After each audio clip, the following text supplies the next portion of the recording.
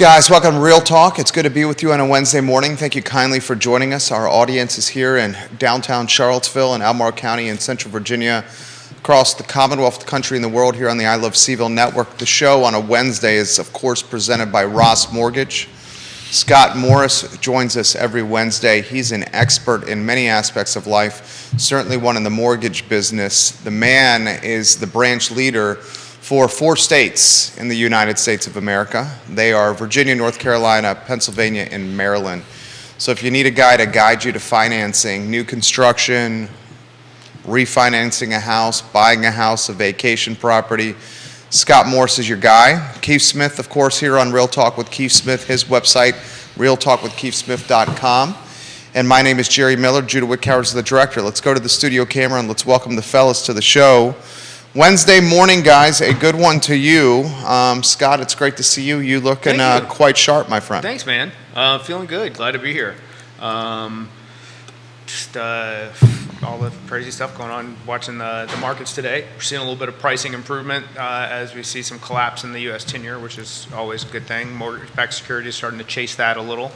Other than that, just, running around doing the things. Absolutely. We're doing the things. Keith Smith, good morning. It's always, at my age, it's good to be anywhere at any time. So, yeah, but it was interesting. I wanted to kind of kick off real quick. So as of at the moment, it looks like the 10-year T-bill's at 3.77. I'm doing a live track on it now. Scott, so what is that, in layman's term, what does that mean for the 30-year mortgage? Are we getting better, some relief? We're getting a little bit of relief. But again, this is all about inflation. So we're starting to see that ease a little bit. We saw that some wholesale costs have come down for producers, and that in turn is kind of making its way into the system. But again, all this is backwards looking data off what the Fed does. So it's just going to take a while. I've stood on April, May of next year, kind of second quarter, before things kind of are really where they. Well, if that 10-year keeps on going down, you're going to get there sooner than later. Yes. There's a little bit of a but there, right? But the Fed's, a little caveat, Scott. We're gonna pick up. The Fed's not happy about that. It's gonna be back and forth. We'll see what happens. So, just I kind of wanted to kick off. We were talking before live, and I think if you have a couple of questions, we can chime in on that. A shout out to Ray Cadell. I can't remember what show that was. Maybe it was last Wednesday. He was talking about something we used to, at least I saw in the mid '80s. It definitely started in the '70s. Is this buy downs, right? This 2-1 or 3-2-1s. So can you just give everybody just a quick class how that works, and what's the difference between that and, let's say, an ARM? Okay. Right? So perfect. Leading with the ARM. So an adjustable rate mortgage, you're still probably going to be paying. It's still not super attractive for investors. You may be paying a full discount point just to lock at whatever the rate is going to be. Let's say on the 5-1, you found a small bank or someone who's going to hold their own notes that's going to do it for, say, 5% or 4.75. Whereas today, let's say you could lock at 6.75. In a 2-1 buy down, and then the only way it truly works is to use concessions from the seller. Yeah. So I would talk to the borrower and to the agent and say, hey, we want to get an additional 3% to use for this, and they would then go and you'd make an offer. We'd lock the rate. We'd use the concessions to pay for the buy down. Now, what that really means is you're buying down the prepaid interest for 24 months. You're going to have a fixed rate at the end. So if you refinance the loan, you're actually refunded the difference. So in an ARM, if you were to refinance that loan, you're not getting anything back. Yeah. Whereas if, let's say that you also take the risk of adjusting down the road. Let's assume the rates go up, in this scenario. This being year 1, year 4.75, year 2, 5.75, year 3, 6.75, and in perpetuity after. Whereas in the adjustable rate mortgage, you could, it could run on. So one of the topics we've been talking about for a while. This is the time when the professional shows up. This is the time when you really need a trusted advisor on that end of it. And those who are thinking about buying, and if they're believing that interest rates in the next 24 months are going to come below 7 or wherever they are now at this point, down a little bit lower. It's a great program, but the simplistic portion of it is where we need to we on our side of the table, the real estate side of the table, real estate professional side of the table, we need to negotiate with the seller because we want the seller to pay for this fee. 100%. I mean, that's what makes it work. Can they pay for 100% of the fee? Yeah. Absolutely. So if it's a conventional loan, that you can receive up to 3% in concessions, FHA up to 6% in concessions. So let's say that the borrower didn't have enough money for closing cost and wanted to use the buy down, then we'd go for the full 6% in concessions. But it has to be an FHA loan. That would have to be an FHA or VA loan. So that's important. And what's the down payment on an FHA loan these days? 3.5%. Are you seeing a lot of those? Yeah. Yeah. Absolutely. So the concept of down payments increasing, is that happening or not happening in your world? It's like I saw an article floating around the day. How do you beat high interest rates? Just pay cash for the house. It's like, sure, for those who are capable of doing that, that's fine. And same thing for large down payments. Are there people who put down 20%? Absolutely. Are there people who put down 3.5% or 3% or 0% if you're a veteran? 100%. So, again, what I'm hearing, there's options, right? So in a 2-year buy down, what is it's 2%? Is that it's 2%? So it's 1% per 12-month period. So again, if you're locking at 6.75, you'd be 4.75 for the first year, 5.75 for the second year, and 6.75 thereafter. Got it. And again, you're buying down the prepaid interest for the first 20 So it's months. important when you say you. What we're doing is Jerry is a sailor. Whew. You're a sailor now, Jerry. Okay. Hey, matey. Hey. Let's walk the plank. You're more of a pirate. We got to get you. Let's walk the plank. Where's my parrot? There you go. Hold on a second. Give me some whiskey. Let me take. Okay. So developing a plan. I'll just shut up now and drink coffee. Having a plan in place with all the parties involved, how we're gonna, what we're gonna do in order to enact this. So we'd be asking for these concessions in order to buy down the prepaid interest. And again, the benefit is not only a lower payment for the first 24 months, but if you refinance, let's say you refinance 8 months into the loan, then you're going to get 16 months of prepaid interest. I did not know that. That are refunded back to you, which essentially this helps pay for your closing costs. I am helping Drew to buy a home from Jerry, and if I can get Jerry to convince Jerry to negotiate with his agent, obviously, to pay up. This is an FHA. I just want to make sure this is Marine Corps proof here, that he goes, I get him to pay 6%, which covers the buy down and his closing costs, which then Jerry, Judah would just need the 3.5% minimum in order to close on the purchase. You got your A game today. Thank you. Yeah. Thank you. Dude's bringing it right now. He's a sailor. Sailor Jim. You got your A game too, Keith. Not just a rum. You got your A game too, Keith. Please don't ask me to say synonym. Questions and comments, put them in. This is a good one. Grayson, we love when you watch the program. He goes, so is the ARM or this 2-1 buy down the best approach? What does Scott recommend? The 2-1 buy down is by far the best approach. No brainer. No brainer. Is there a 3-2-1? Did you? I don't offer a 3-2-1. There are some companies that do. What you get into at that point, then you get into you're just asking for more money, and not only that, It becomes harder to negotiate the deal. You're asking for more from the other side, but again, and I guarantee it's more than 3%. My opinion, correct. My opinion, which in a conventional loan means then you can't even go get it. Then you're going to be out of pocket for some of it. And if you're paying any part of the prepaid interest, does it really make sense? It only makes sense if you're using the seller funds to do it. It's an absolute. I've got to be able to negotiate, and that's where the skills come in. And one of these days, we're not allowed to call them master classes, but one of these days we're going to do some shows on negotiation skills. Did they trademark that?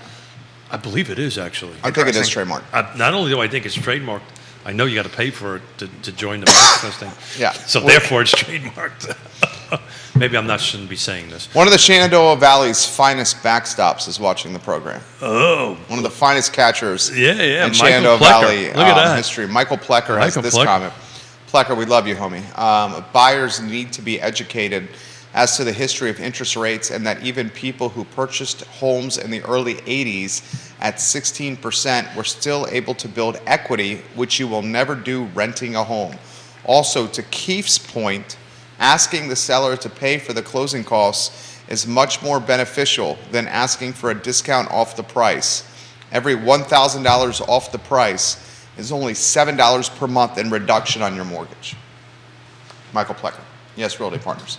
And that's something I explain to people often when they're talking about when we get into is a greater down payment more beneficial. It's like once you bust that down payment into 360 payments, then you see that trapping that equity in the home initially is probably not in your best interest. So we had Explain that a little more. That's a good comment right there. All right, so let's say somebody's got their 5% down conventional, and they want to put an additional $5,000 in. It's like, we could probably come up with ways to more efficiently spend that additional $5,000, because when you bust that $5,000 into 360 payments, it's not lowering your monthly payment in an effective manner. There you go.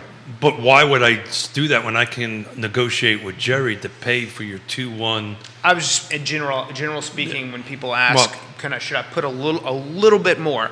No, you probably shouldn't put a little bit more into the equity of the home on the initial purchase. But the down payment threshold really has an impact once you hit the 20% clip, though. It does. It's different then. It does, but from a rate perspective, sometimes it might be beneficial if we're just going to go for how do I get the best rate?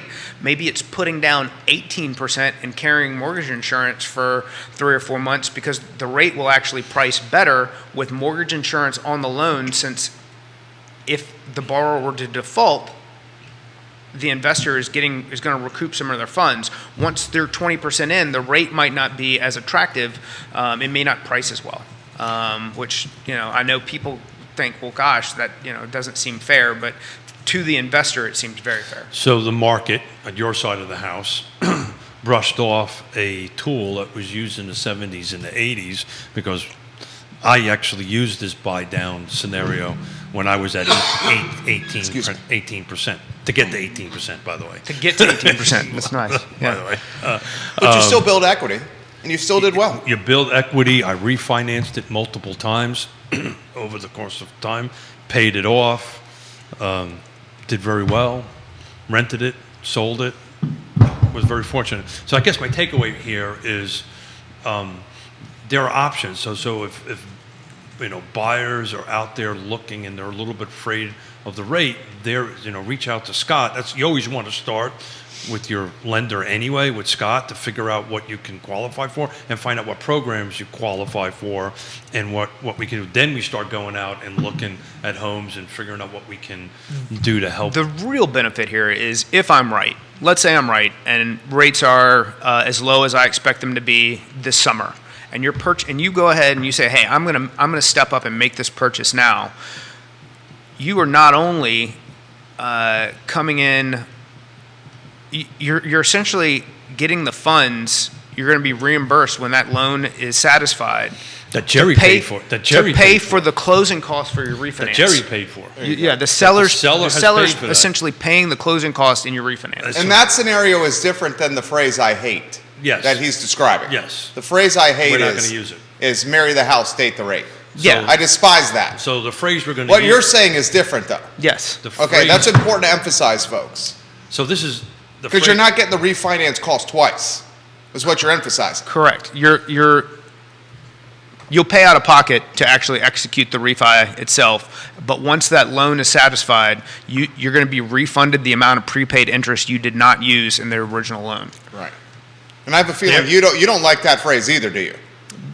marry the house, date the rate. No, I don't know. So why don't we just use United States Marine Corps terminology? We're going to adapt and overcome. We're going to adapt to the current market, and we're going to overcome it. But it's important to clearly get that out there. So, because we talked about this, Jerry and I, on a previous show about the cost to refi, right? And that if you don't use this 2-1 scenario, and I learned something today because I did not know that you can get your prepaid interest back that our dear friend Mr. Miller paid for Judah when Judah goes ahead and refinances. Correct. Once that loan is satisfied. You got to have something to be clear. I've got to have the cash. Boy, oh boy, Clash, Sailor. I'm not speaking too good I like today. Smithisms. Keithisms. Do you remember Ray Beal, my buddy Ray? Yeah. I was driving him home one day because he had to pick up his car, and he goes, Smith, I speak 2 languages, English and Keith. I like it. So it's endearing. In any event, so that's important to get out. So if people are afraid, and those numbers do drop this 2 points or whatever you think it's going to drop in the next 12 months, you're going to have to pay out of pocket to actually do it. I want to make sure I got this right. I'm going to have to pay it. So you're going to have the cash to physically do it. Correct. 12 months from now.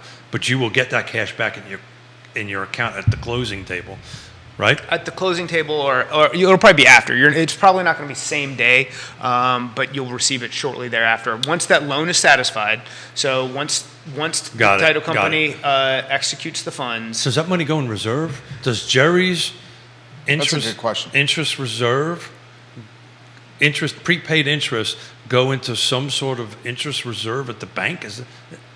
Walk me through how I actually get that money. It's part of the amortization schedule. So it's bought down through a period of time. I got it. So then when the loan is satisfied, so once the refinance is executed and that loan is paid off, then the current investor holding that amount of money has this. It's going to be satisfied to whatever the actual amount of the loan is, and then the prepaid interest portion, the number of months, will be refunded back to the borrower. So when you look at the amortization... you're not getting it back same day. You'll probably get it back within 30 days of closing. So when you look at your amortization table on year 3, right? And then the number of months that were prepaid down using... Wow, I did not know that. Yeah, that's where the money would come from. Wow. That's great. Ray Cadell, you brought this up. We're talking about it. Ray's watching right now. He says next time you have your appraiser guy on the show, ask him how he looks at seller-paid closing costs, especially as they grow larger with buy-downs. I'll tag Woody on that. Just tag Woody. He'll be here on Monday. Woody Fincham will join us on Monday, Ray Cadell. He also said, I had a 17% mortgage when I first bought, and I was able to build equity Yep, in it's the doable. house. And Kevin Yancey's watching in Waynesboro. He says, Scott, I can tell I'm going to lose this bet. How can I deliver a bottle of bourbon to you, sir? To the office, right here. No, to the studio. To the studio. Be clear here. To the studio. To the office. I mean, he wants it at the office. No. To the studio. To the studio. Either on a Monday morning, Wednesday morning. Well, no, it should be on a Wednesday because Scott's here on Wednesday. Yeah, Wednesday morning here in the studio. Yeah. So, Kevin Yancey, we appreciate your integrity. You just rocked my world on that. I did not think through that if you refi prior to the end of the third year, Scott, you get your money back. Yeah, that's you get it back. Yeah. And so what are we looking at? 3%? What's an average refi cost right now? Or what do you think it's going to be? Your closing costs are generally, I say 3% as a rule of thumb, just because it can vary so much from borrower to borrower depending on your situation. What you like. So you won't get all of it back, right? Obviously. Yeah. So every month that you've gone. So in theory, if I refi at a year and a half, I get 50% of that cash back. So I get 1.5% of my initial. Correct. Look, because the principal isn't going to change. I don't want to dive too far into the weeds on that because everybody's going to be a little bit different, and everybody's closing costs, depending on their situation, might be a little bit different. Like if you elect to then buy down whatever the rate is when you actually refinance because you know you're getting some additional funds, and then that's higher. But But at a high level, if you decide to do that, the seller has the potentially to pay for a portion of your refi costs. Yeah, absolutely. That's a fair statement. You are going to be refunded. within the first 2 years, refinance that loan, you will be refunded the prepaid interest not used. So depending on how far down the road that is, Look at that. you're going to get He's some dropping of those monies knowledge back. today. Dude's on fire. Dude's on fire. This is a good question. Does a all-cash buyer have more negotiating power than a mortgage buyer when moving price on a house?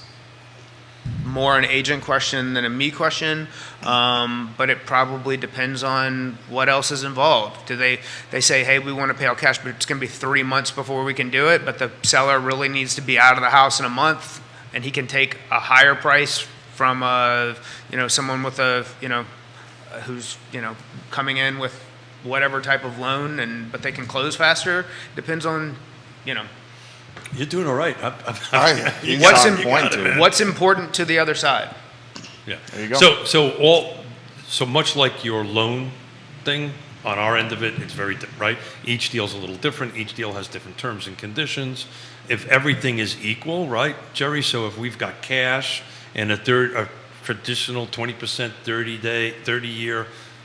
30-year mortgage, right, and all the other, there's no home inspection, it's closing the same amount of time, all the rest of the conditions of the contract are equal, yeah, cash wins all day long. And then we can go back and try to negotiate a little bit down. Or you can go back and say, look, I'll tell you what, you probably want to record the higher sales price, pay my 3%, because there is closing cost on cash. It's not 3%, but maybe 1.5%, something like that. Yeah. And prepaids, because I'm going to make sure I get a home inspection, right? I'm going to make sure I'm going to do all these other things. So you're not required to have homeowners insurance if you're paying cash for the property, but you probably should. you So those are definitely all should. things that are going to factor into. We will get home insurance. Yeah. We will. And oh, by the way, we will get, owner's title insurance, right? And there are things that we're going to do, and it's important to talk about this prepaid, seller concession. It's also on prepaids, right? So what we call prepaids, which is, home inspections if you're out in the county, septic inspections, all of that stuff is a substantial amount of money to go ahead and do it, plus, your legal fees and your closing costs and all the rest of the picture to it. So there is a closing. So, to me, that's what I'd start out at. Depends on the location, if it's high, if there's multiple cash offers we're bidding against, that kind of thing. So it's still happening. Kelsey, for Keith. All cash buyers stronger than ever right now? Question for Keith. That's a great question. Matthew Schultz giving Scott Morris props right now from the American Financial Network. Yes, maybe no, yes. Okay. Right? Maddie, what's up? You're starting to see a little bit more cash in the market. I can just speak from our world. We've been dealing with quite a bit cash buyers, but this is at a certain price point. These are folks that have sold someplace else, Northern Virginia, New York, Connecticut, wherever, cashed out, for lack of a better term, and coming in and buying cash. They're currently renting. We have quite a few buyers that are doing. There has been a quick influx on it.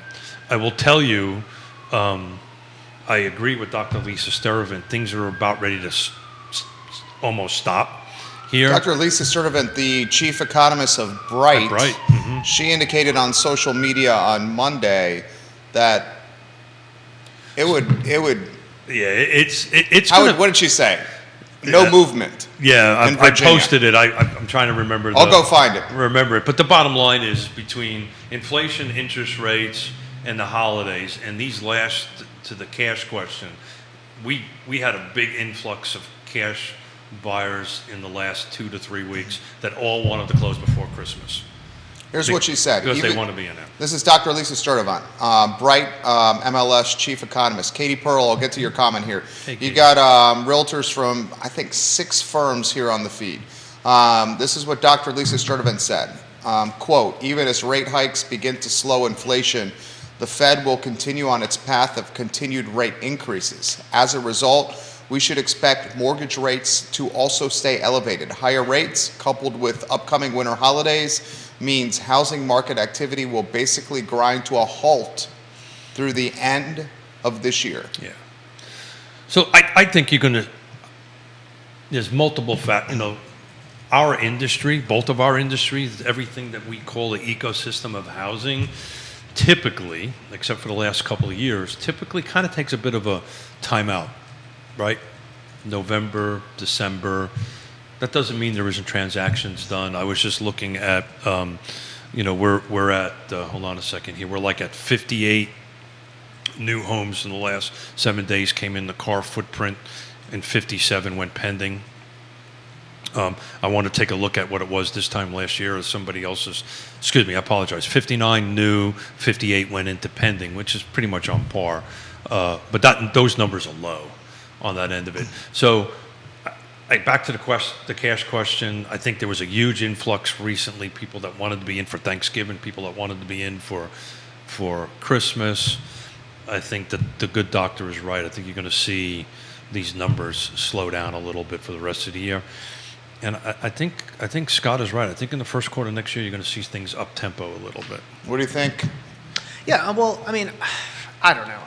I still see there seems to be a lot of activity,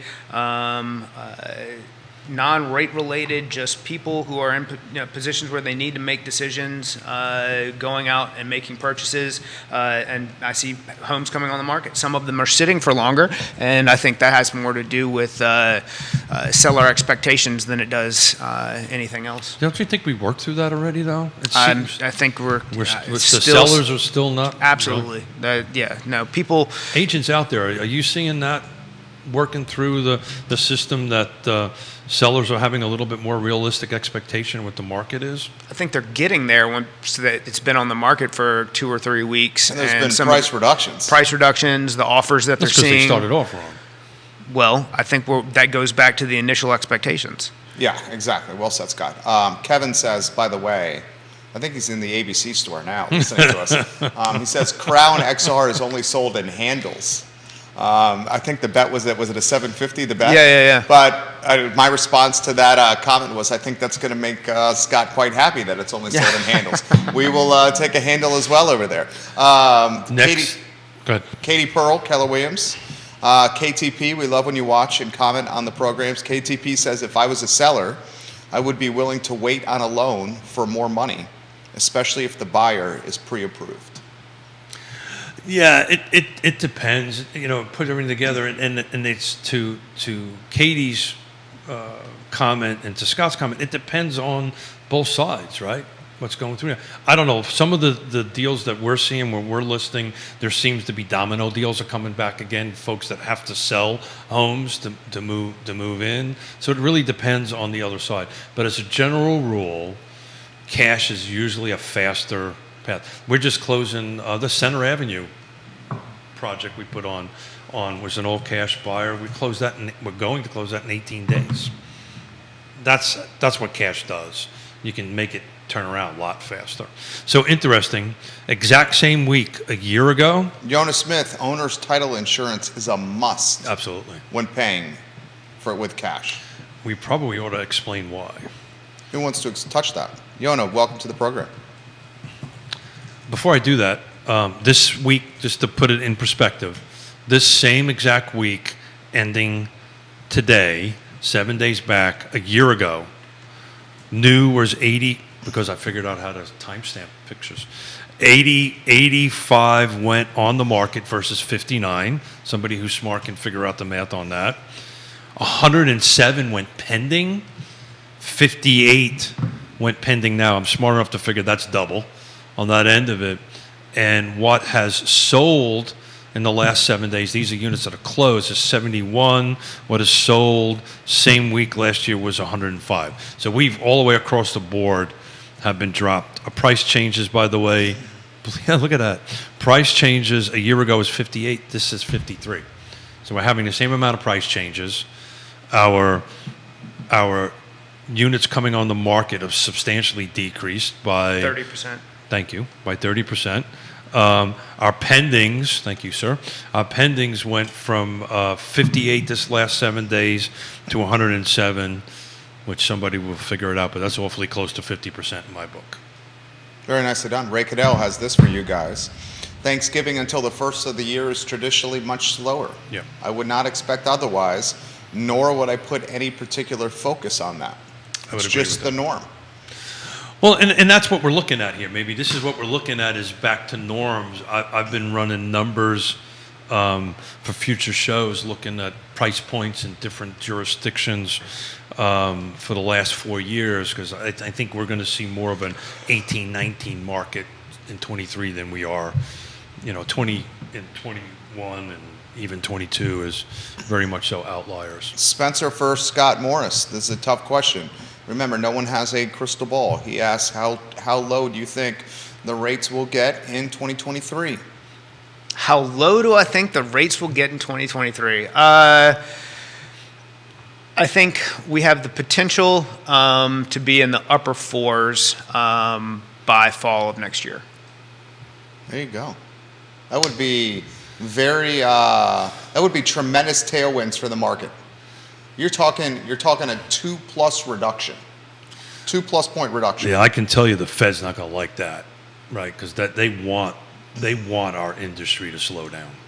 Well, then they should not have I don't know if acted with all backwards-looking data as strongly as they did for as longly as they did, because what's going to happen potentially is, as we go from just a reduction in inflation to a potential recession, you will see the bond market be bought back into, and mortgage rates will go lower because of those, just the mechanics involved in doing so.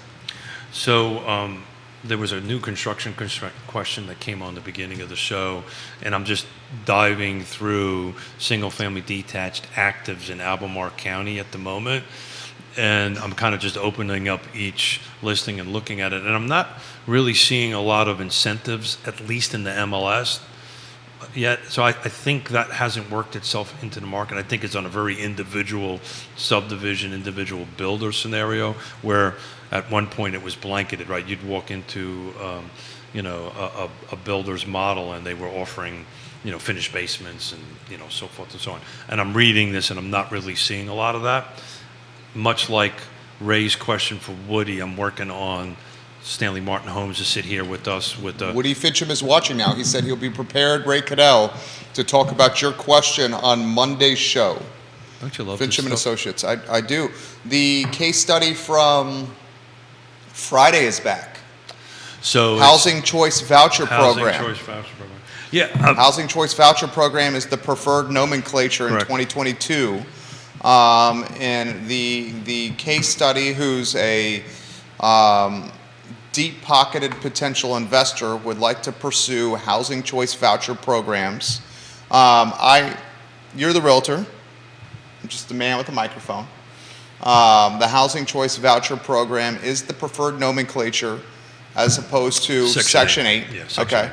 8. So she's asking about Section 8. Sure. The preferred nomenclature is housing choice voucher program. Yeah. And she's watching now. Yeah. Yeah, so I don't think the discussion changed much. We just retitled the product, right? At the end of the day, there's going to be a voucher that's going to be given directly to the owner, and in this case, and you just got to figure the math out, right? You've got to figure out, I'm buying a home for X dollars, the voucher is Y dollars. If I'm financing it, does that math work? You got to also do your ROIs on it, which I've actually, I don't have it in front of me, but we can, in a future show, do a rental ROI. I've got a spreadsheet on that. If you buy it for this and your mortgage is this, right, and your taxes are that, and so forth and so on, how much does your rent need to be cash flow positive on the end of it? We can surely get into that, but it's all a matter of an ROI.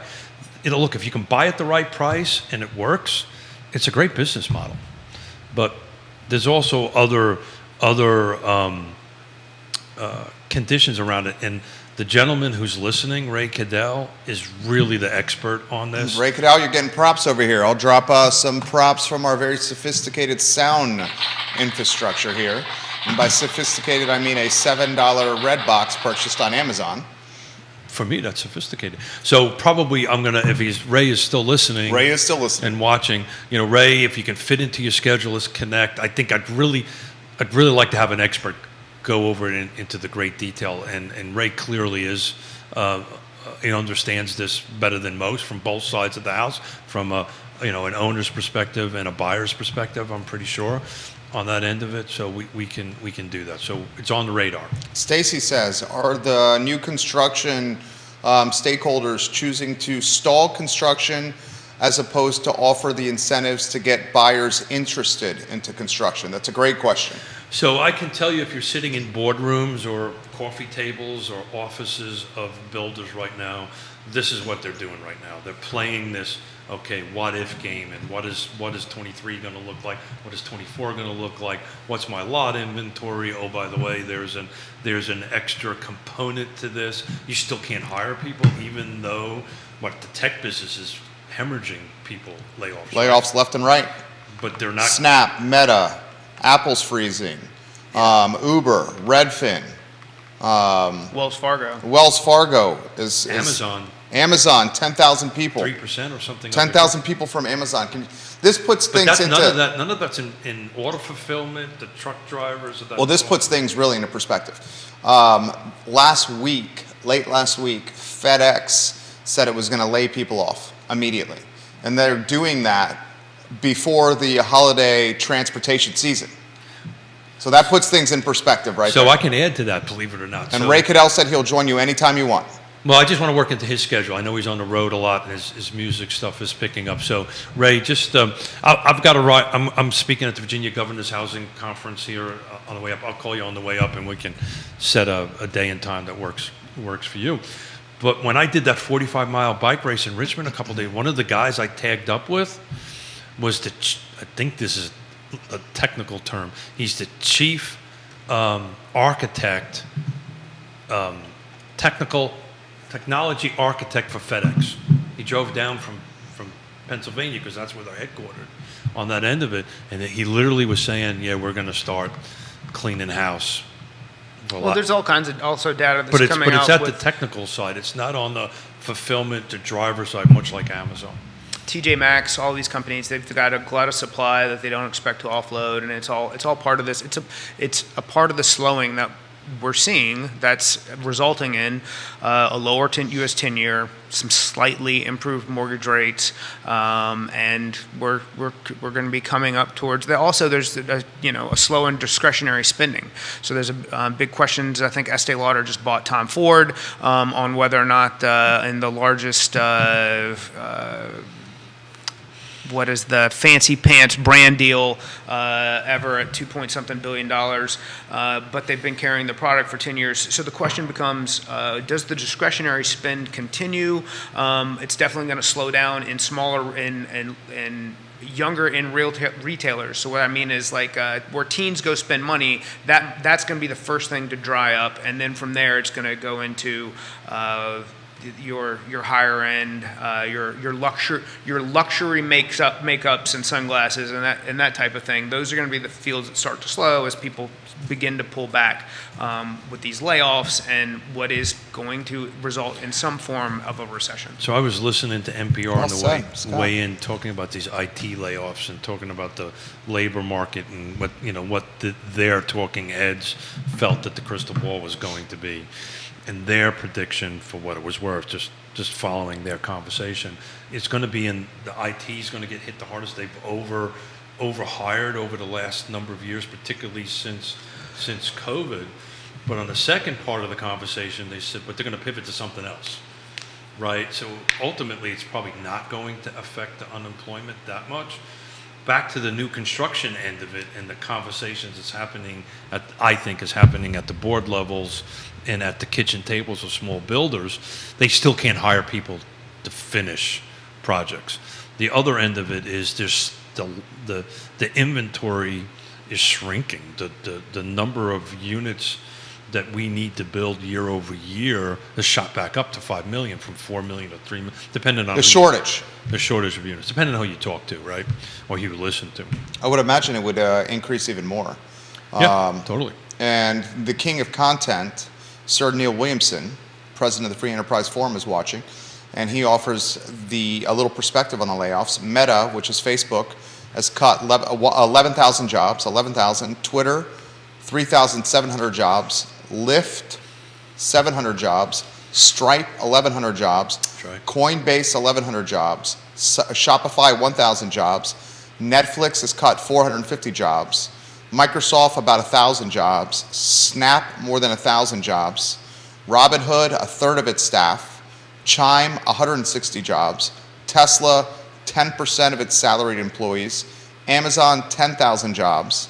Apple is freezing hiring. That's right. So is Amazon too. So with what we're talking about, This is what Powell wanted. that is what they wanted, and they're going to get part of that. But that also goes to part of what the bell that I've been ringing for months and months, which is we live in a somewhat insulated area that is supported by university and government spending, government jobs, government employment, government and contracts. Jerry's numerously pointed this out, and I agree with it. We got a bit of a little techie thing going on here, but they're not. I mean, they're not 100,000, hundreds of thousands of employees. The interesting thing about the tech hub that's happening here is they are coming at a lower price point salary-wise than the West Coast. Yeah. So the jobs that they would keep them here. Because from a payroll standpoint, they're not as hefty as the ones on the West Coast. And these West Coast. And I don't know about you guys, and I don't want to jump in here. I'm curious of you guys. I think we're all in agreement we're in a recession here, and I'm knocking on wood. And It's for Micah. depending on your higher power, I'm a God-fearing person myself, say a little prayer in my head. So far, a bit insulated our businesses to what's happening out there nationally. So far, I mean, certainly do you feel- there's been some slowing and some crunch and difficulty in the mortgage business. But to my point the tech Until companies, refis come the back. tech companies that are built here are built to be acquired. 100%. Oh, yeah, well, yeah. They're either they're either your do's or your don'ts. They either make it or they don't, and they are built to be acquired. Well, they're at lower price points. This is a somewhat insulated area. Well, what's going to happen also? 100% right. I mean, remember when Jim Duncan was on the show? I said to him, "Is Charlottesville and Central Virginia recession-proof?" I think his immediate response was, "Never say this again." Remember when he said that? Speaking of which, we're going to invite him back again. Do you remember him saying that, Keith Smith? I remember very clearly. I follow his writings. I follow two things he does regularly: his writings, and he's a rock star on a bicycle. And I won't say recession-proof. I'll say insulated. Insulated is so the word. And I agree with Scott. Okay, so even when we went through the time of great unpleasantness, thank you, Sir Neil, on that, look, it impacted us. Did it impact us the same way as other parts of the country? No.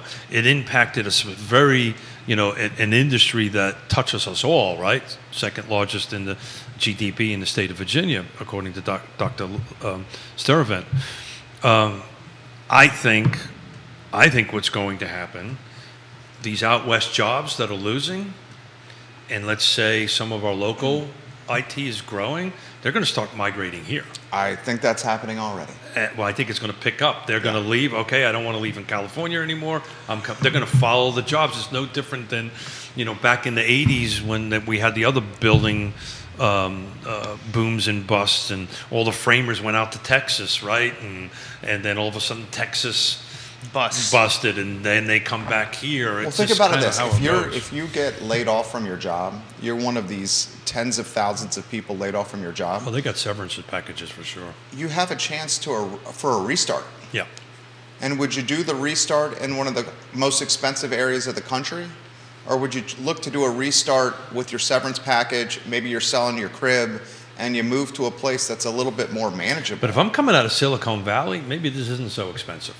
That's my point. Yeah. If you can This restart, market. why would you stay in I'm not trying to throw shade here, but like Manhattan, Northern Virginia, So you San Fran, Silicon Valley. I mean, you'd look to You can move throw shade at Jersey if you want. Boulder, Yeah. Denver. Those places are astronomically expensive.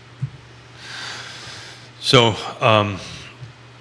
I'm working, I'll leave the name out, but a couple of elected officials, helping them take a look at what has sold in different jurisdictions the last year to date versus tax assessments, because as you talked about, this conversation is happening. I'm trying to help them whoever reaches out to me to navigate that. He's basically saying the real estate tax rate's going to increase and get ready. That's what he's saying. And they're trying to wrap their brain around what their assessors are telling them and what the market really is doing out there. But it's interesting. So I was looking year over year, single family detached, no new construction. I've got multiple tabs for attached construction.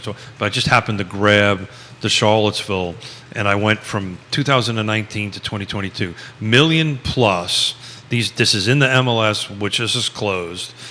There was in 2022 year to date. This is as of this morning at 7 o'clock. 32 homes sold. At 1.3 million is the median sales price, 5 days on market. 2021, there was 25. So we actually gained 7 units in the million plus. 750 to 99, 2022, there was 24 units sold. 2021, 30, so we lost 6. 500 to 749, 2022, 102. 21, 85, that was a plus of 20 units, 20% of 17 units. 350 to 449, 22, 128, 21, 164, we lost 22% on that. 250 to 349, 61 and 22, 74 and 21, lost 18%. And then 0 to 249, there was like 7 units sold and 9 it was almost negligible. So I think, well, The point is we're getting more costly as a region, as a city.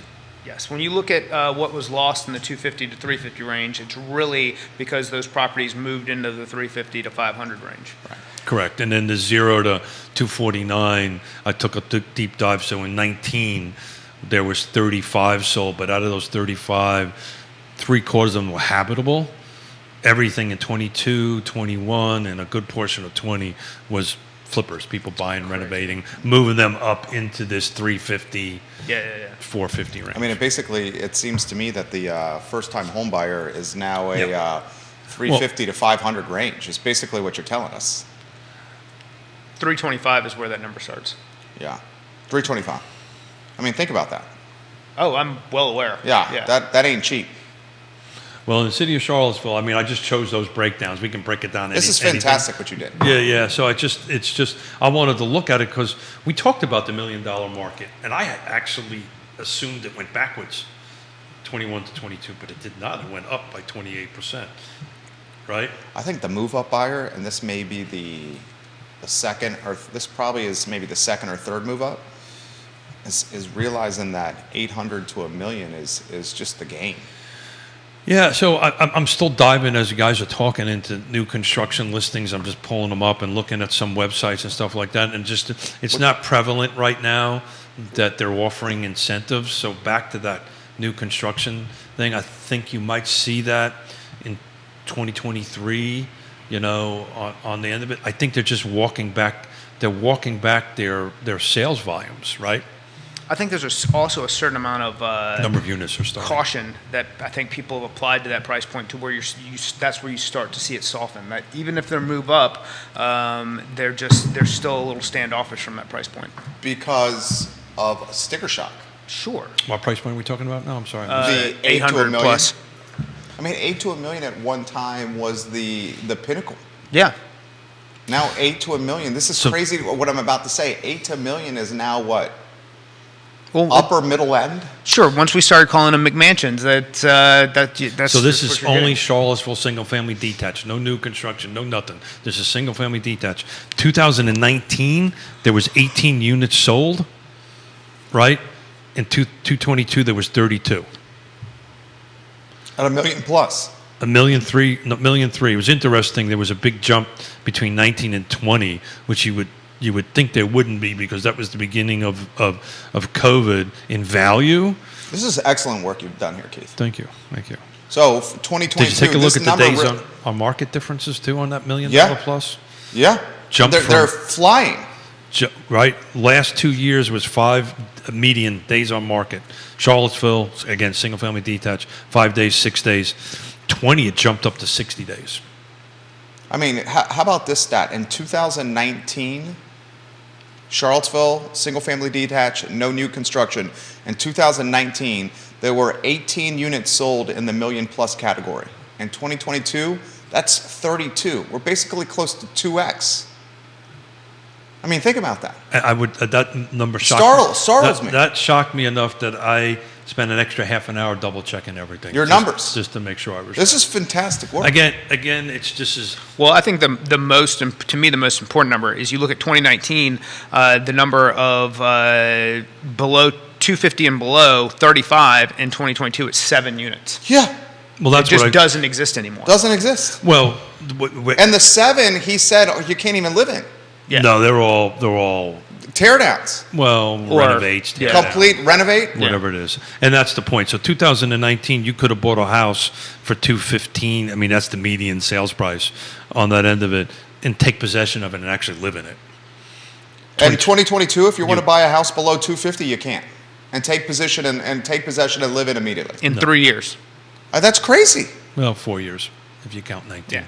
I mean, that's crazy right there. That is absolutely crazy. This is the kind of information that you 100% should be passing along to the elected officials. And the startling thing here, the thing that really worries me, is if they raise the real estate tax rate, which they're going to do. I mean, Chairwoman Donna Price has already indicated that she will, that Albemarle County Board of Supervisors will. That's going to make this more expensive. Well, I think some of these conversations that are going on is they may change the rate, but are they going to adjust? It's a three-sided triangle, right? And Sir Neil Williamson knows this better than anybody. He explained it better than anybody, way better than I could ever do. But it's a three-sided triangle, right? There's the rate, there's the budget, and there's the assessment. So this is what they're going through right now is the assessment end of it. Then the budget end of it happens, right? They kind of figure out what their budget's going to be, and then the rate just kind of adjusts. Right, Sure. Well, it's twofold. If the assessment goes up and the rate goes up, then that's the real double whammy.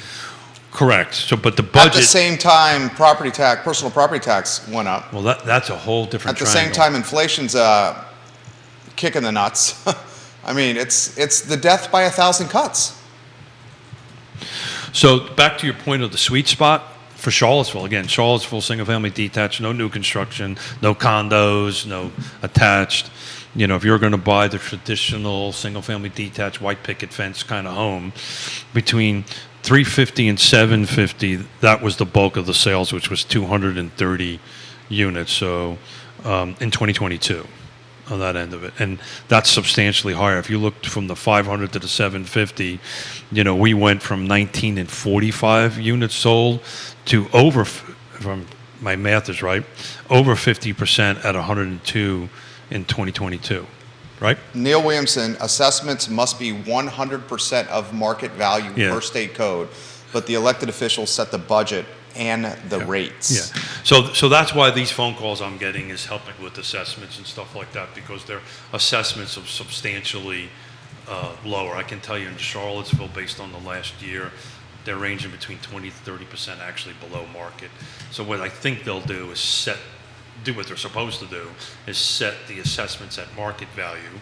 And for Sir Neil Williamson, I'm not really sure every jurisdiction gets that right, or they get close to it. I'm sure there's some leeway that they're allowed to be given, but he's spot on. The other two items are in complete control of the elected body. This is a good comment from Woody Fincham. Fincham and Associates, Woody Fincham, one of the best appraisers in the Commonwealth. Woody Fincham. You guys have to remember that a good deal of luxury property transfers do so without ever going through the MLS. Thank so you. he's saying these numbers are light. And that's true. I'm seeing that in my neighborhood. That legitimately are being transferred and sold while walking the loop in the neighborhood. That's happening. Yeah, he's 100% right, and Woody, as always, thank you for keeping me straight. That is a comment I probably should have made earlier. Typically, and also on the lower end, by the way, some of the the investor deals never make it to the MLS. On that, they're done. So basically, explain what that means to the viewers and listeners. Yeah, it's the same on the upper end, right? So, folks are out, investors are out canvassing neighborhoods, right? Hey, I'll buy your house, right? I'll buy your house for cash, that kind of thing. I've gotten 2 text messages this morning about land I have. Yeah. Yeah. So that particular on the upper end, that sweet spot, that 350 to 750, that's probably more accurate. I'm sure there's some transactions within that sweet spot, and again, we're talking about the city. That's probably not in the MLS. It's the other reason I don't include new construction. Right. There's two reasons I don't include new construction, or I do it separately. And Woody, I was far better. KTP wants these numbers. Katie Pearl wants these numbers for Albemarle County if you can do them. I'm working on it, so that this is lots and lots of hours of work. But I'm almost done with Charlottesville, and then I will do that. So I'm doing it for all the jurisdictions. And I interrupted you. I apologize. No, that's fine. Because I've got to look at them, because the percentage breakdowns, the number spreads change. In Fluvanna County, it's going to be a little tighter, right? In this area, I just broke it down into 6 different categories, but I'm working on it. Back on the new construction end of it, that's the reason I do it separately. There's so many transactions that never make it into the MLS, and plus the days on market. How do you track the ones that don't make it to MLS? So how you have to go GIS, or you got to go to? So how you track that is a shout out to Greg Slater. How he tracks it, and he puts an immense amount of time in it, because he's just awesome at it. And if you can tag him, I'd appreciate it. I will. He actually calls the builders directly. Tell me about your contracts. Tell me what's going on. And he creates his own, and he talks about this when he comes on the show with us. And we need to do a Greg Slater, Jim Duncan show here anyway. So. And that's Realty. That's Realty, right? Yeah. Well, it's always great to have Jim on. He's fun to chat with, and one of VMI's finest graduates. And Greg is an expert across the board, but really can dig into the numbers. I mean, he actually does a spreadsheet he shares with me that Fincham says Greg Slater's monthly report is top notch. Without a doubt, he actually goes out and speaks to the builders and records the actual contracts. How much time does that take? Yeah. It's an unbelievable amount of time, and I'm working in the MLS, and the sheet I'm holding in my hand. Let me see. It took me 3 hours to do this. Just this one setup this morning. Yes, Woody, I'm slow. I know, but because you got to take the raw data and then turn it into something. But I'm working on it for every jurisdiction, guys. We have Anonymous on the feed, the deep throat of the I Love CVille Network, offering some comments. That's the source, Anonymous. You got a little chuckle out of that. I actually met Anonymous, and Anonymous is very legit. Anonymous on Twitter, the network's deep throat, says, for someone coming from New York, Charlottesville is A, super cheap, and B, very short on houses that are acceptable from quality and a size standpoint. And he's talking about the city, not the county. The average assessed value of top 10 single-family houses in city is like $3 million. That is a joke for a finance person from New York going remote. My tumble-down Brooklyn brownstone from 20 years ago cost that much. The New York, D.C. elite remote worker is not participating in the middle of the city market. So ask Anonymous where. Anonymous, you're getting questions here from Keith Smith. Yeah, I'm from Brooklyn. So where was his brownstone in Brooklyn? Anonymous, I will say this, and Anonymous, I don't use pronouns when describing Anonymous here. Anonymous is upper end finance. Yeah, sure. Upper end finance. Just curious. I'm just. It just brought back a story of when I needed to go to Bedford-Stuyvesant with my daughter for a photo shoot. And when I grew up in the 60s and the 70s, the bubbles are coming in on the feed. Cobble Hill. Cobble Hill, yeah, there you go. I'm a Bay Ridge boy, Anonymous, so. Anonymous, you got Bay Ridge in the house over here. Yeah. What do you make of his comments? The average assessed value of top 10 single-family house in the city of Charlottesville is like $3 million. He says that's a joke for a finance person from New York going remote to Charlottesville. So in the city of Charlottesville, when I get to the basically means by joke he means that's extremely affordable. Yeah, cheap for them. Except Anonymous, when you talk to somebody from the city or Manhattan or Brooklyn or wherever, and tell them what you have to pay for a hotel room here, that shocks them. Because you're saying it's so expensive. It's in some cases more expensive than Manhattan. Really? Oh my God. For like the Quirk or? Yeah, sure. Depends I mean, on the Quirk is pretty dope. Oh, without a doubt. Yeah. That Without a place doubt. is very sexy. But you're coming out. You can get. The last time I was in Manhattan, staying in Manhattan was several years ago. That was before COVID. I spent Times Square, right, nice 4-star. It was about $350, $400 a night. That's pretty much what you pay in The Charlottesville. size of the rooms are very different. My wife likes to go up to the Big Apple. When we stay in the hotels up there, they're quite tiny. Yeah. Well, that's just They're larger That's here. just a city thing, though. That is a city thing. And he right. also agrees with Keith. Anonymous says New York hotels have been empty for a couple years now. Yeah. Well, the only reason I know that is when my second daughter got married, a bunch of people came down from Manhattan and Brooklyn, and they were like, "I'm paying what for a hotel?" It's expensive. But that's just a matter of we just don't have enough hotels. It's a supply and demand thing. But when we get into the condo tab for Charlottesville, that's another product type or home type that doesn't make the MLS. Anonymous has got some takes on HCVs here. Jamie Turner's got a take at HCV. Well, we definitely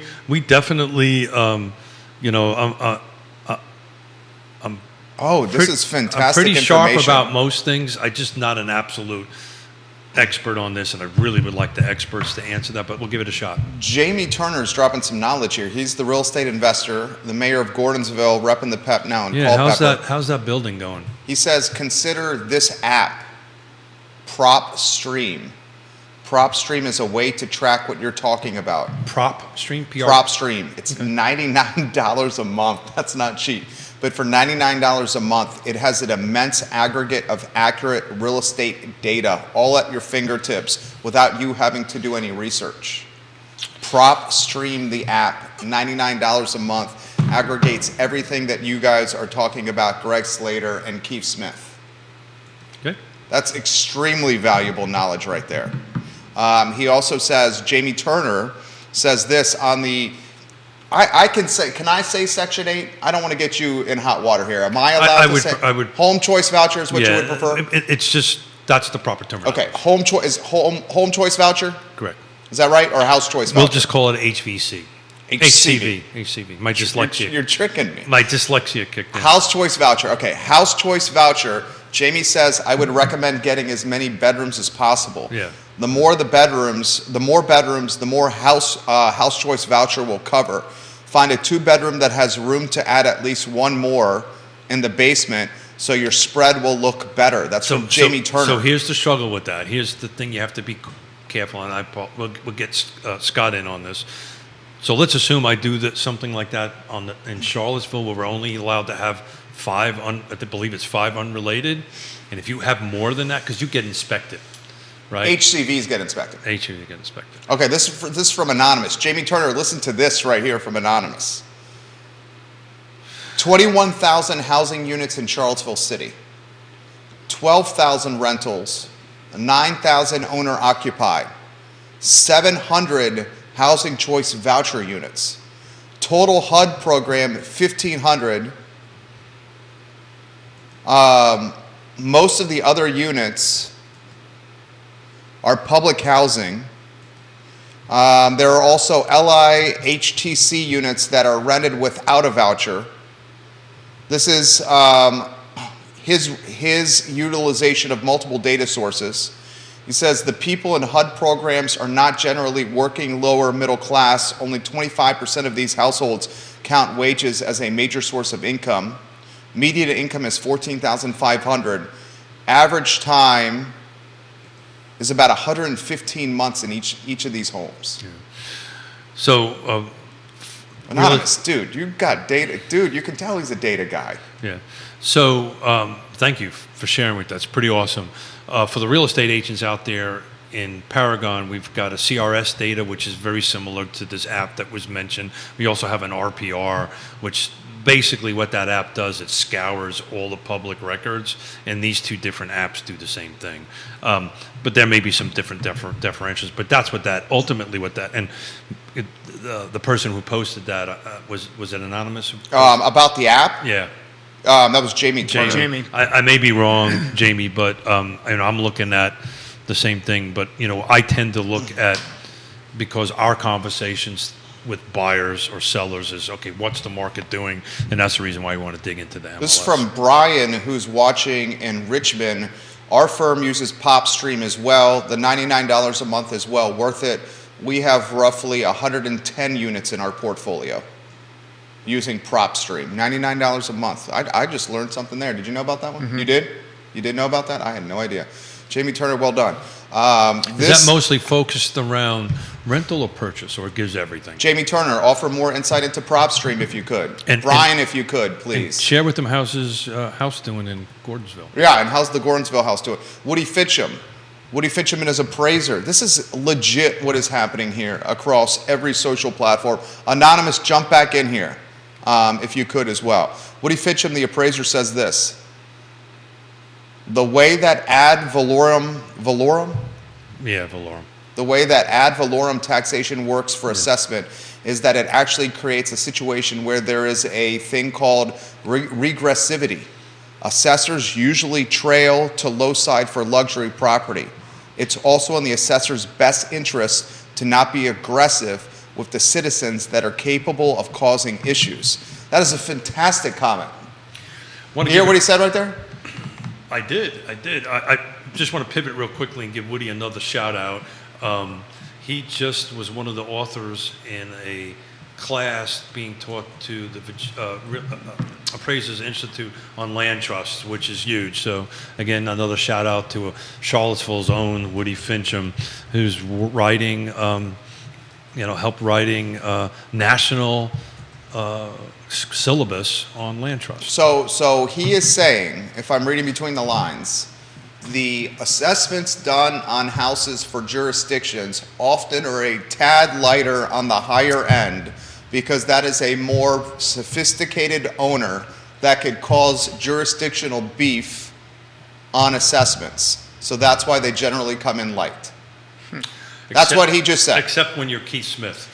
Because my tax assessment is always higher than my market. So it kind of goes both ways, right? And, we always get phone calls this time of the year. It'll start in November for sure, beginning of December. Hey, I just got a tax assessment. Can I really sell my house for this? And then we start taking a look at it. And we've been talking about this for a while.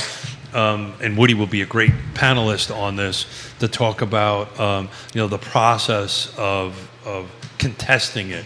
I can tell you our tax assessment always, every time it comes in, is way more than what our market value is. This is Anonymous responding to Woody, okay?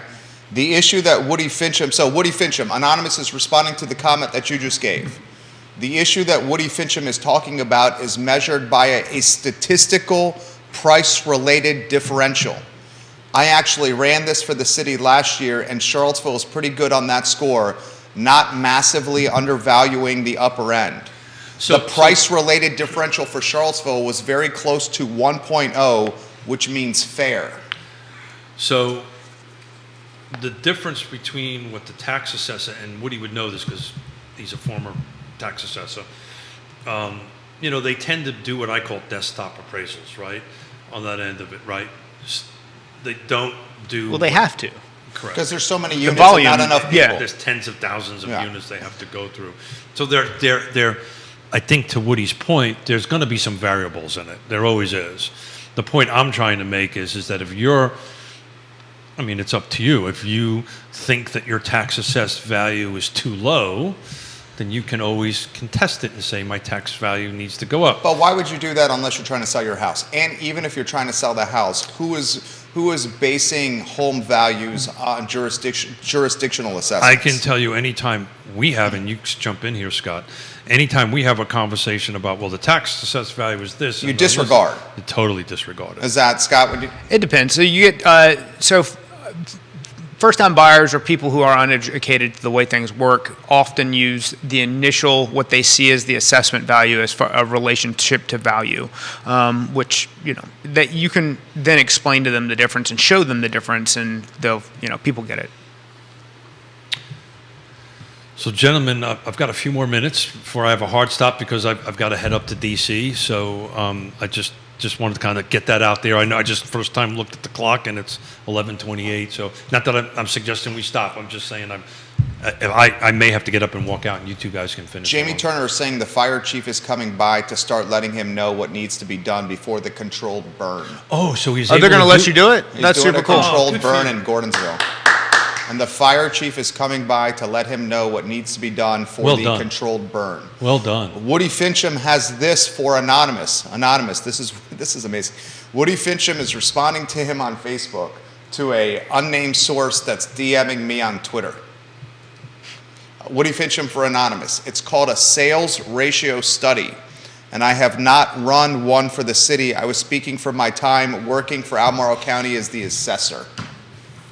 So I want to be super clear.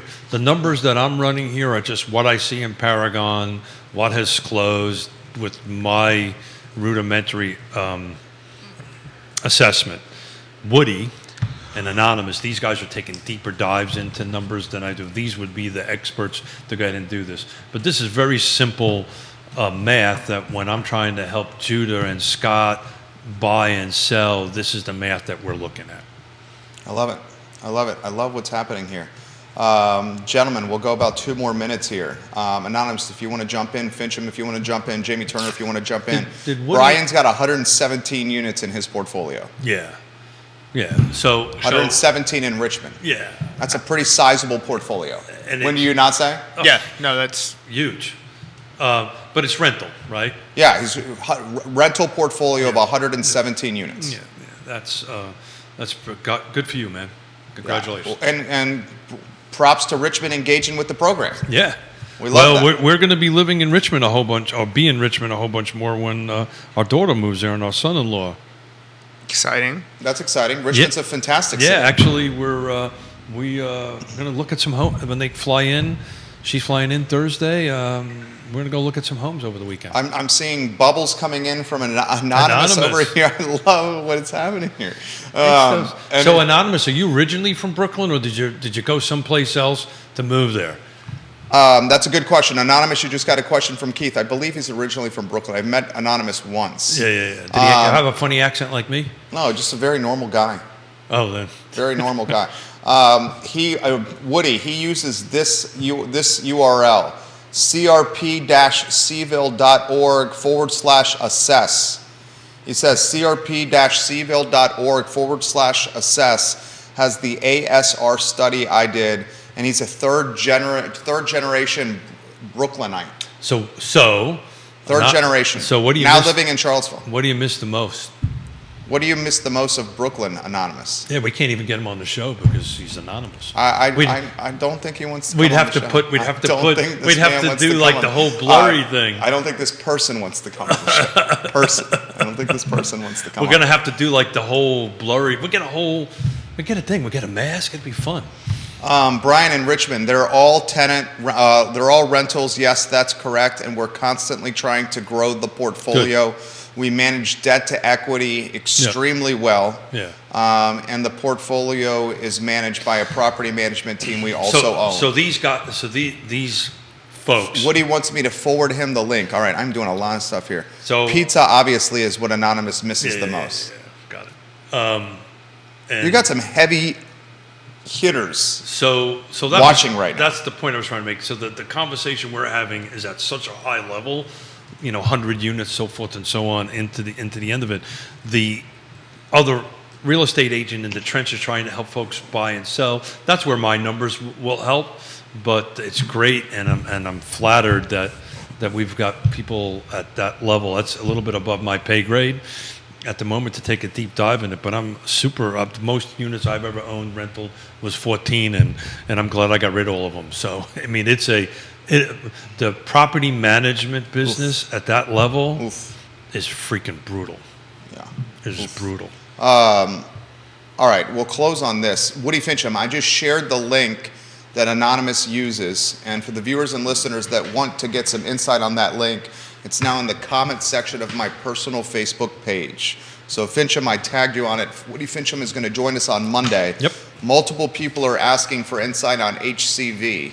I think Keith is going to reach out to Ray Cadell on that. On my way up to DC, Ray and I will connect, and we'll put something together. Grayson is asking Brian on different Facebook pages, how you build a 117 unit portfolio.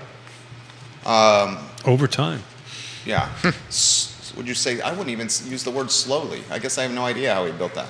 Yeah, I mean, everybody does it differently, right? You know, you can walk in with a ton of cash and start buying up units, but my suspicion is that was built over time, you know, a rather lengthy period of time, I would imagine. It takes a lot, But back to the property management end of it, and we can ask Suzanne Reel and Ally Property Management. They've just crossed the 100-unit rental. She manages one of mine. Yeah. Ally Property Management. Mine also. On that end of it, it's we went out for dinner with her on Friday, and it's a different operation, I'm sure, but she was sitting there with dinner solving problems. That's a tough business, man. Oh, tough business, dude. Tough. We have 24 tenants, 23 are in one building, and having them on one building is tough. It's tough. Yeah. And legitimately. And I would imagine the Richmond. I may be wrong. But His were mostly, he says, single-family detached homes, residential. Oh, 117. Wow. Oh my God. Yeah.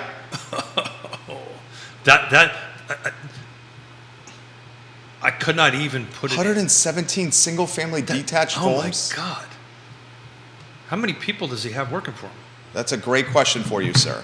Jamie wants Brian on the show. I can't speak if this guy lives in Richmond. I don't know. You get on the show. I'll drive him back and forth. Gets on the show. I love that. Is superhuman, dude.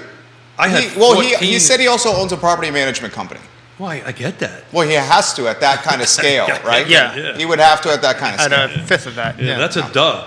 But my assumption was that these were multifamily. Yeah. Holy schmoly. Because logically you would think it would be like an apartment complex. Well, multiple ones, yeah, sure. Yeah, over 100 single-family detached spread throughout, I'm assuming, the city of Richmond. I mean, the thing about Richmond is there's considerably more affordability and much more housing I'm just stock. talking about managing it. Yeah. The staff that he probably has, he's a rock star, man. That is legit. Legit multiple times. So look. For the sake of time, how about closing thoughts from both gentlemen? This has been a great show today. I hope viewers and listeners, you guys have enjoyed it as much as I've enjoyed hosting. Yonna says, fantastic show. And Yonna, when Yonna's offering praise like that, you know the show is darn good. Much like your wife, it tends to go the other way a lot more. Yonna, when Yonna says, great conversation and fantastic show, that goes a long way. Would you do me a favor, learn English? Yeah, no, she did not knock you. She said, fantastic show today. No. Generally, that's what she says. I would imagine, like Yonna, certainly with my wife, if you're getting a compliment, it has significance. Without doubt. Significance. Yeah. Scott Morse, you have some closing thoughts. We're starting to see a little bit of rate improvement. It's slow and steady, and it's going to be back and forth for the next few months as we work through the Fed and the potential of recession and all the things. But have a plan. If we want to talk about a 2-1 buy down, let's go in knowing that when you're asking for a seller concession, it's also a discount to what the seller is going to be accepting as far as actual money in their pocket. So if you're asking for a lower price and a concession, that just look at the two things that you're, how realistic is your offer? If you were on the other side of it, would you want to respond to it? That type of thing. Get with your trusted advisors, create a plan, and execute. There you go. So John Snow in the house. Want to give Johnny Snow John Snow, what's up, my man? How are you, sir? Dude's got some biceps. Yeah, he's in shape, man. Yeah. Oh, not me. No, John Snow, Ross Mortgage's finest. Keith Smith, some closing thoughts. So kind of bring it down to helping buyers and sellers, right? To help folks that are in the market to buy, get your trusted advisors, Katie Pearls, whatever real estate agents that are watching on the feed that you can see. Reach out to them. Reach out to Scott to help them through it. But, there's tools available, this 2-1 buy down. And what I learned today, I just want to make sure folks come across this. If you refinance this in a year, you're going to get a bit of that money back, and the seller's paying for it. Correct. Which is important. It's not coming out of your pocket. So there's tools here to help folks buy, help folks move, and we're excited. I'll end on this. We had our business meeting with our team the other day, and I said this, and I'll continue to say this. I'm personally super excited about real estate going forward. And I have been, and this is good stuff. This is when pros show up, and I'm just excited to do it. We've surely got a set of pros sitting at this table and on our partner tab at Real Talk with Keith Smith. RealTalkWithKeithSmith.com. Say it again, RealTalkWithKeithSmith.com. I'll also highlight Scott Morris of Ross Mortgage. The dude is the branch manager of Virginia, North Carolina, Maryland, and Pennsylvania, and he gives us 90 minutes every Wednesday on Real Talk with Keith Smith. Scott Morris, Ross Mortgage. Judah Wickower is our director. My name is Jerry Miller. Friday, Quentin Beckham will be sitting in this seat, and Lee Elberson will be sitting in that seat. Be a lot of fun. Beckham and Lee Elberson on Friday. The I Love CVille show is up in 50 minutes. Thank you kindly for joining us. Take care. Thank you, gentlemen. Dude, you're welcome. Great awesome show. Yeah, this is now, tell us when the mics are off there.